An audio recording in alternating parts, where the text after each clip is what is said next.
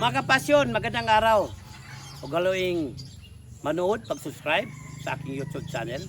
At linggo-linggo po'y mabibigay ako ng dagdag kaalaman para sa lahat. Para sa ating, especially sa ating mga backyard racers na gusto matuto, gusto maragdagan yung kaalaman sa pagmamanok. Maraming salamat. Kita-kits tayo, mga kapasyon.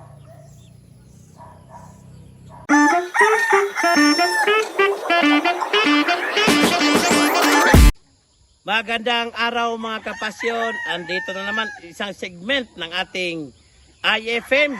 At ngayon, due to public demand na kailangan ng mga backyard sa breeders ngayon na gusto nilang mag-umpisa, mag-breeding kasi November na, especially yung gustong lumaban for local banded and national banded. Ito ngayon preparation ng ating mga broodcock sa brood hen, no? So, dahil November na, ito yung kasagsagan sa stag derby, saka at the same time breeding. Ngayon nalilito, pag kulang tayo ng tao sa farm, ang mangyayari, mayroon talagang makaligtaan dyan. Number one ay yung breeding. Kasi lahat nakatutok sa fighting, especially sa mga stags dahil stag season ngayon. So, mas maganda, advice ko na dapat may isa kang tao nakatuka for breeding at saka may tao ka rin nakatuka for conditioning. Kasi mahirap pag yung dalawa na yan, punta ng breeding, punta ng condition, napakahirap. Hindi nila matutukan kahit saan doon sa mga activities sa farm. Breeding man o conditioning. Ito ngayon, dahil umpisa na ng breeding, ito sa mga tips na ibibigay namin ngayon sa IFM is yung preparation ng ating broodcock at saka brood hen, no?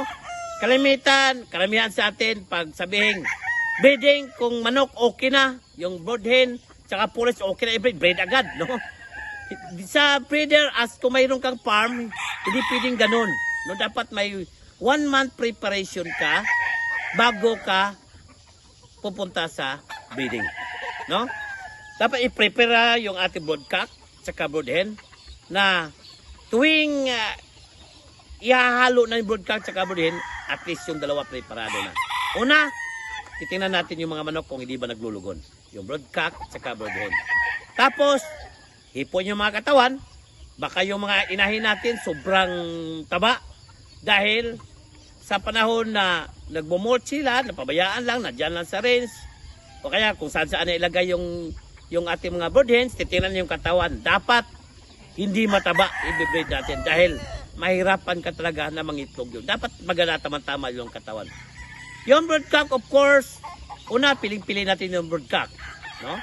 Both sides, brood hens sa broodcock, dapat, ano yan sila, yung tawag nito, nasa winning percentage, mataas yung winning percentage.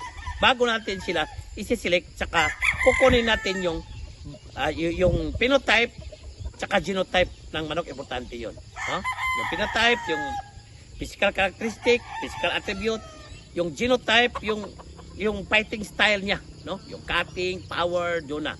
No, dapat tutukan, titingnan muna natin yan, saka tayo pupunta sa breeding, no? Selection, pati rin selection ang gagawin. Number 1, kung pwede, yung inahin at saka broodcock hindi dumaan sa matinding sakit. No yan. Pag magbibreed tayo, dapat pagkada katawan, hindi dumaan ng matinding sakit. Kung may konti lang, sipon-sipon lang, tapos okay lang, walang problema ang ganyan. Ang gagawin po natin, bago natin isa lang, dapat mayroon tayong 1 month preparation. Una, yung vaccination ng ating broodcock sa brood hen. Usually sa amin, gumagamit kami ng 4-in-1 vaccine, breeder vaccine, para diretso na. Pero sa mga backyard, saka small time dyan na mahirap kumuha sa 4-in-1 vaccine, actually kahit yung NCD, Lasuta plus infectious bronchitis and Gumboro, pwede na yon.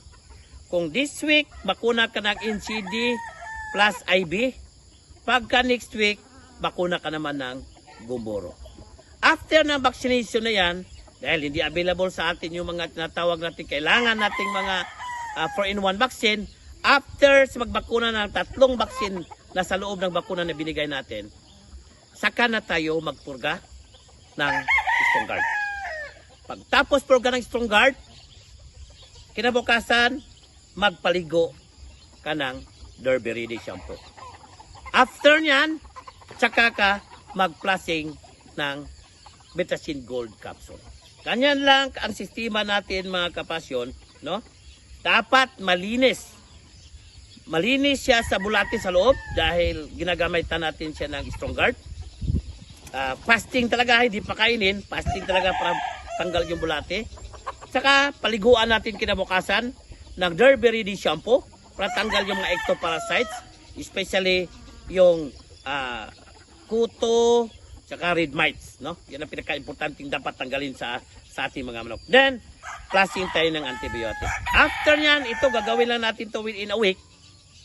Pwede ka nang umpisa magpakain ng Successor Breeder Pellets, no? Successor. Then after 2 weeks niyan mga kapasyon, saka ka na magbigay ng or isalin yung broodcock saka broodhen, no? Sa breeding pen or depende sa sistema kung anong sistema sa breeding ninyo, no? Kung anong breeding techniques ang in-apply niyo sa farm. So ganyan lang, simple lang, bakuna, purga, flushing ng antibiotic Betacin Gold capsule, paliguan natin ang Derby Ready, tapos umpisa na papakain ng Successor Breeder Pellets. Yan po, isa sa ating mga tips this week mga kapasyon. Sa susunod, marami naman tayong pag-uusapan. Maraming salamat po.